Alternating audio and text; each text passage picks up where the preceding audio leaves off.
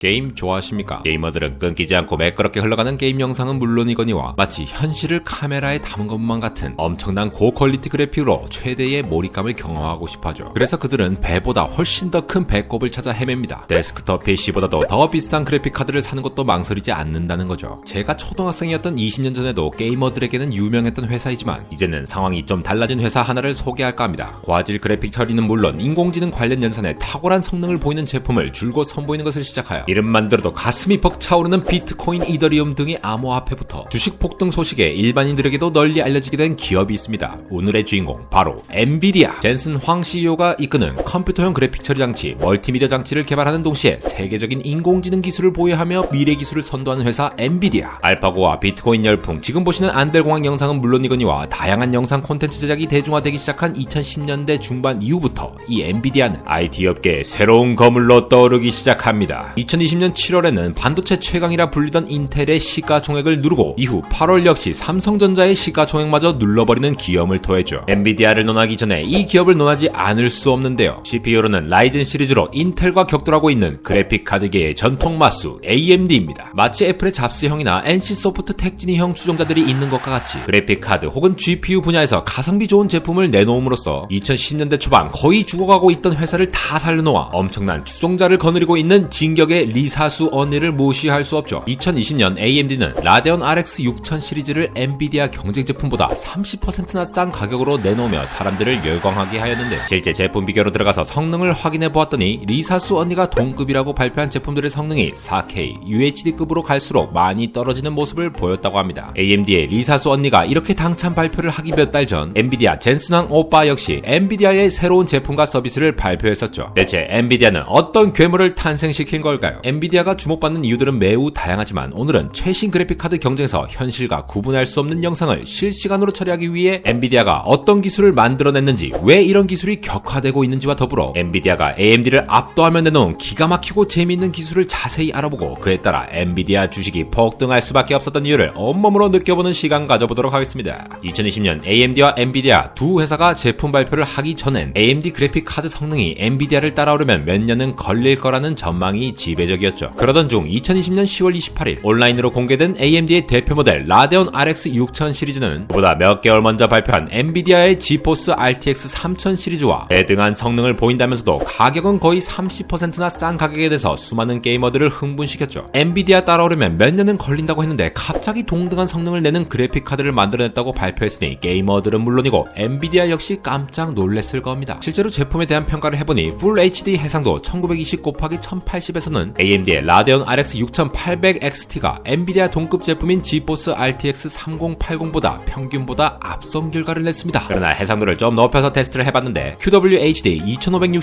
2560x1440이나 4K UHD로 높아질수록 전반적으로 AMD 제품이 엔비디아에게 밀리는 양상을 보였죠. 이보다 상위 모델인 AMD의 라데온 RX 6900XT의 성능 역시 엔비디아의 동급 제품으로 생각된 지포스 RTX 3090보다도 훨씬 못 미치며 RTX 3080과 비슷하거나 조금 앞섰다고 하죠. AMD의 이러한 급성장은 정말 놀랄 일이고 박수받을 만한 일입니다. 그러나 여전히 AMD가 건드리지도 못한 신개념 아이디어를 통해 엔비디아는 또 한 번 도약에 성공하였는데요. 특히 AMD가 RX 6000 시리즈부터 지원하는 실시간 레이 트레이싱이라는 기술이 있습니다. 물론 엔비디아 RTX 3000 시리즈에서 지원하는 기술이기도 하죠. 이 기능을 활성화시켰을 때에는 엔비디아의 성능이 AMD에 비해 월등히 앞선다는 평가 결과가 나왔죠. 바로 이 실시간 레이 트레이싱이라는 녀석이 두 기업의 기술력 차이를 나누는 시작점입니다. 어려운 말처럼 보이지만 뜯어보면 아주 재밌는 녀석이니 한번 들여다보자고요. 일단 레이 트레이싱이라는 기술은 없던 기술이 아닙니다. 여러분들이 지금까지 보아왔던 아이언맨, 어벤져스, 토르는 물론이거니와 최근에는 더욱더 기술이 고도화되어 실사판으로 리메이크된 라이언킹, 알라딘, 곰돌이 푸에서도 적용되었죠. 사실 곰돌이 푸에서 푸가 어기적 걸어다니거나 라이언킹에서 털이 수북한 심바나 무파사를 보면 사람이 들어가서 연기를 한 것인지 아닌지가 궁금하죠. 과거와 비교할 때 훨씬 더 발전된 해상도의 컴퓨터 그래픽 CG를 이용한 것이 한몫하기도 했지만 이게 CG인지 아닌지조차도 구분이 안 되는 이유가 바로 이 레이 트레이싱 기술의 적용 때문인데요. 이는 사실적인 조명 효과로 그림자와 빛의 명암을 정말 현실과 거의 구분할 수 없을 정도로 재현해내는 기술이라고 보시면 되겠습니다. 이렇게 레이 트레이싱 기술은 영화와 TV쇼에 다양하게 적용되면서 CG를 적용할 때 널리 사용되어 왔죠. 촬영 다 하고 편집하는 영화나 TV쇼의 영상과는 달리 게이머가 실시간으로 움직임에 따라서 그에 맞는 영상을 보여줘야 하는 게임에서는 레이 레이트레이싱이 실시간으로 적용되어야 하겠죠. 그런데 이게 몇 년 전만 해도 거의 불가능에 가까웠습니다. 이유는 레이트레이싱이라는 알고리즘이 실제로 어마어마한 데이터 처리가 되어야 하는데 근본적인 원인이 있었죠. 레이트레이싱 알고리즘은 우리가 영상을 바라보는 시점을 기준으로 했을 때 영상 속 빛이 만들어내는 그림자나 조명 효과, 빛의 산란, 굴절, 반사 등 빛이 움직이는 경로를 따라가면서 물체와 상호작용하는 모든 것을 계산하고 최종적인 색상을 결정합니다. 기존 CG 처리 시에는 영상 속에 조명이 있다고 하면 그 조명을 기준으로 빛이 나오는 방향을 모두 계산해서 그림자 효과나 반사 효과 등을 적용해줬는데요. 이렇게 조명마다 출발한 빛을 다 따라가다 보면 한 장면 처리 시의 연산량이 너무 많다는 문제를 해결하기 위해 레이트레이싱은 영상을 바라보는 시점을 기준으로 빛이 움직이는 경로를 역추적하여 처리하는 신박한 알고리즘이죠. 이 때문에 영상을 바라보는 장면을 기준으로 필요한 빛의 효과만 반영하여 처리하다 보니 기존보다는 그나마 연산량을 줄이긴 하였습니다. 그럼에도 불구하고 이 레이트레이싱을 실시간으로 적용한다는 건 정말 힘듭니다. 제가 말을 그냥 빛을 따라가서 반사한다, 산란한다 뭐 이렇게 표현했을 뿐이지 하드웨어일 뿐인 그래픽카드가 어떤 게 빛이고 또 어떤 게 물체인지 어떻게 알겠습니까? 그래픽카드가 해야 할 핵심적인 처리는 바로 가장 기본적인 단위인 한 개의 점, 픽셀을 어떤 위치에 어떤 색깔로 표현해야 할지를 정하는 겁니다. 예를 들어 우리가 널리 사용하고 있는 Full HD의 경우 1920x1080의 해상도를 가지고 있죠. 이 말은 가로로 1920개의 픽셀이라는 점, 세로로 1080개의 점, 총 합쳐서 207만 3600개의 점이 화면 하나를 가득 표현한다는 겁니다. 근데 이게 다가 아니죠. 우리가 영상을 본다는 것은 1초에 수십 번씩 깜빡이며 변하는 사진, 프레임들을 연속으로 보는 것과 같은데요. 그래서 1인칭 슈팅 게임에서는 이미 보편화된 초당 60프레임을 고려해보면 이 200만 개의 픽셀이 1초에 60번이나 보이도록 그래픽카드가 부지런히 일을 해줘야 한다는 겁니다. 즉 200만 곱하기 60은 1억 2천만 개의 픽셀을 1초마다 처리하여 쏘아주어야 한다는 거죠. 그런데 3D로 구성된 게임 화면 한 개 한 개를 게이머가 조작한 대로 표현하기도 바쁜데 각 픽셀마다 레이트레이싱을 적용한다면 픽셀당 필요한 연산 역시도 많아지게 되죠. 게다가 요즘은 Full HD로는 만족 못하시잖아요. 4K UHD는 3840 곱하기 2160 픽셀 연산이 필요하니까 가로 세로로 각각 2배씩 커진 양으로 한 프레임당 829만 4400개의 픽셀을 처리해야 합니다. 그럼 800만 곱하기 60, 4억 8천만 개의 픽셀이니 레이트레이싱을 적용하지 않아도 이렇게나 많은 픽셀들을 처리해야 되는데 레이트레이싱까지 픽셀 처리를 해주려니 연산량이 정말 많은 거죠. 기존 엔비디아 GPU 구조인 볼타 GPU의 경우에는 영화와 같이 촬영 후 편집한 용도에서의 레이트레이싱 계산은 가능했지만 실시간 처리는 무리였는데요. 그렇다 보니 게임에서 기존 표준으로 적용된 레스터화만을 사용하게 되면 그림자의 계단 현상이 발생하거나 빛이 반사되거나 산란되는 것이 아주 일부만 반영되어 현실에서는 볼 수 없는 이질감이 느껴지게 되죠. 그런데 엔비디아가 그 어려운 걸 자꾸 해냅니다. 새롭게 개발한 엔비디아의 튜링 TU102, TU104 및 TU106 GPU에 포함된 RT-코어, 즉 레이트레이싱 코어로 하드웨어 기반 레이트레이싱 가속 엔진을 별도로 둔 구조를 사용하죠. 이는 AMD가 레이트레이싱용 코어를 따로 두지 않은 것과는 차별적인 구조라고 보실 수 있습니다. 거기에다가 엔비디아는 소프트웨어 기술을 통합하여 실시간 레이트레이싱을 구현하는 데 성공해버리는데요. 여기서 엔비디아 RTX 소프트웨어 기술을 통합했다는 것에 주목할 필요가 있습니다. 엔비디아의 비장의 무기는 여기서 새롭게 등장합니다. 대한민국 전설의 만화가 김성모 화백이 만든 작품 돌아온 럭키짱이 있죠. 이 만화에서 굉장히 널리 퍼진 짤이 하나 있습니다. 각중 인물인 눈이 내리면 앞에서 무릎을 꿇은 볼트맨. 그렇게 방심을 시킨 볼트맨은 그 유명한 대사를 외치며 눈이 내리면에게 최후의 일격을 가하죠. 내가 무릎을 꿇었다가 추진력을 얻기 위함이었다. 실시간 레이트레이싱을 위해 RT-코어를 별도로 둔 튜링 아키텍처에 이어 엔비디아가 개발한 신기술 아이디어는 바로 이보 전진을 위한 일보 후퇴였습니다. 무슨 이야기인지 조금 더 자세히 들어가보죠. 일반적으로 더 현실감 있는 영상을 표현하기 위해서는 같은 시간에 더 많은 연산 처리를 해내야 합니다. 이 때문에 엔비디아 그래픽카드를 보면 쿠다코어의 개수라는 게 스펙으로 나와있죠. 이는 마치 CPU가 듀얼코어니 쿼드코어니 하면서 뇌가 2개니 4개니 하는 것과 같이 그래픽카드 역시 같은 시간에 동시에 처리가 가능하도록 여러 개의 코어를 사용하는 것인데요. 그래픽 연산을 하는 작은 계산 단위를 한 쿠다코어가 맞는다고 보시면 되고 그 규모는 CPU하고는 다르게 수천 개에 달합니다. 수천 개가 준비된 쿠다코어는 Full HD나 4K UHD에서 초당 수천만 개에서 수억 개가 넘는 픽셀들을 처리하기 위한 계산을 담당하는데요. 당연히 이 쿠다코어의 개수가 많으면 많을수록 영상이 버벅이지 않고 깔끔하게 나올 수 있겠죠. 그런데 당연하게도 이 쿠다코어가 많으면 많을수록 그래픽 카드 가격은 비싸집니다. 게다가 이 많은 코어들이 동시에 동작하면서 영상을 처리하게 된다면 그래픽 카드가 엄청 뜨거워지는 문제도 해결해야 하는 거죠. 여기서 엔비디아는 일보 후퇴를 선택합니다. 애초에 원래 처리해야 할 영상의 픽셀 수보다 작게, 그러니까 해상도가 낮은 영상을 먼저 만든 다음 이를 더 높은 해상도로 강제로 확대해서 잡아 끌어버리는 업스케일 기술을 적용해 보자는 거죠. 그런데 이렇게 되면 당연히 게이머들이 느끼는 해상도는 떨어집니다. 여러분도 어떤 사진 이미지를 확대하고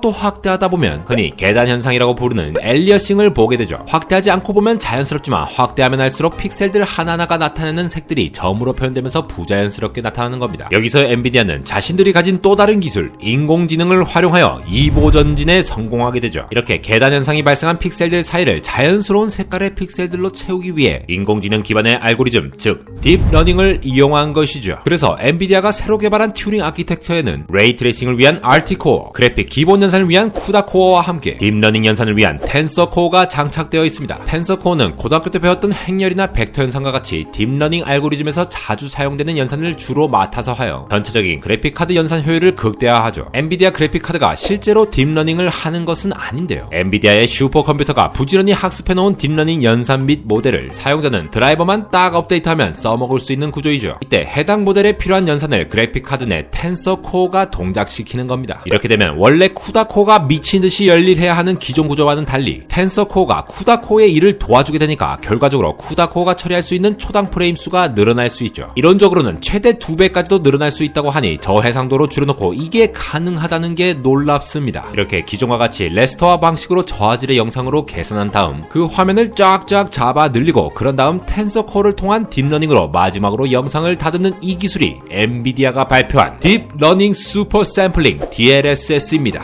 처음 DLSS 1.0이 공개되었던 당시에는 딥러닝을 수행하는 텐서코어를 활용하여 게임의 초당 프레임 수가 늘어난다는 게 아주 신박한 느낌을 주긴 했지만 실제로 게이머들이 경험하는 영상은 별로라는 평이 많았습니다. 더군다나 특정 그래픽카드와 연계된 특정 해상도에서만 동작한다는 단점도 있었고 엔비디아가 딥러닝을 통해 열심히 학습을 해놓은 특정 게임에만 적용할 수 있었기 때문에 엔비디아도 그래픽카드를 팔아놓고 몇 달 동안이나 슈퍼컴퓨터를 돌려야 했고 소비자들도 선택의 범위가 좁았던 문제들도 있었죠. 그런데 새로 발표한 DLSS 2.0은 1.0과는 아예 다른 인공지능 모델을 사용합니다. 1.0과 비교했을 때 새로운 인공지능 모델이 2배 더 빠르다고 하는데요. DLSS 2.0에서는 일정 시간 동안 여러 프레임에서 가져온 데이터를 누적을 통해 새로운 고품질 출력 프레임을 만들어내고 이를 다음 프레임에도 사용할 수 있는, 그래서 1.0에 비해 획기적인 그래픽 개선 효과를 가져왔죠. 게다가 게임별로 해상도별로 한정적으로만 적용 가능했던 1.0의 모델과는 달리 2.0은 범용 네트워크를 사용함으로써 어떤 게임에도 적용할 수 있다는 장점을 가지고 있죠. 현재 엔비디아가 발표한 DLSS 2.0은 1.0에서 제기된 수많은 문제들을 거의 다 해결하였습니다. 게이머들은 실감할 수 있는 그래픽 개선을 느낄 수 있죠. 물론 DLSS 2.0이 엔비디아가 주장하는 것처럼 원본보다 더 나은 품질을 살린다고 보기는 어려운 게 있습니다. 특히 게임을 하다보면 박스를 깨부수거나 몬스터를 베어버릴 때 튀어나오는 각종 부수적인 그래픽 효과들이 DLSS 2.0에서는 제대로 표현이 안 되기도 하죠. 그럼에도 불구하고 저화질에서 다시 원본과 비슷한 수준으로 만든 이 기술은 엔비디아가 얼마나 무서운 회사인지를 보여주는 부분입니다. 조금 더 현실감 있는 영상 처리를 위한 엔비디아의 고민은 실시간 레이 트레이싱이 가능한 DLSS 2.0 기술에서 꽃을 피웠습니다. 공학을 전공한 저로서 엔비디아가 대단하다고 느꼈던 것은 최첨단으로 개발된 하드웨어 기술과 소프트웨어 기술이 콜라보를 한다면 불가능한 것도 가능하게 만드는구나 싶은 겁니다. 하드웨어 연산을 위한 쿠다코어, RT코어, 텐서코어의 분리, 그리고 이를 처리하기 위해 엔비디아의 슈퍼컴퓨터에서의 별도 딥러닝 학습, 이를 이용한 DLSS 2.0 적용까지 소통과 컨버전스가 화두가 되는 시대에 이러한 기술 컨버전스는 저 같은 공돌이의 가슴을 뜨겁게 합니다. 기존에는 실시간으로 할 수 없었던 레이 트레이싱의 고민을 끝도 없이 쿠다코어의 개수를 늘리는 것보다 새로운 인공지능 기술을 이용하여 이보 전진을 성공시킨 엔비디아. 앞으로 DLSS 3.0, 4.0 등 후속 기술들이 나오게 되면 또 어떤 놀라움을 전할지 기대가 되는데요. 엔비디아 젠슨왕 오빠가 향후 또 어떤 발표를 하게 될지, 그리고 이에 맞서는 AMD 리사수 언니가 또 어떤 진격으로 기술 혁신을 이루어내게 될지, 엔비디아 주식이 떡상할지보다도 그래픽 기술 헤게모니 경쟁에서 앞으로의 전개가 더욱더 기대가 되는 안될공학 에러였습니다.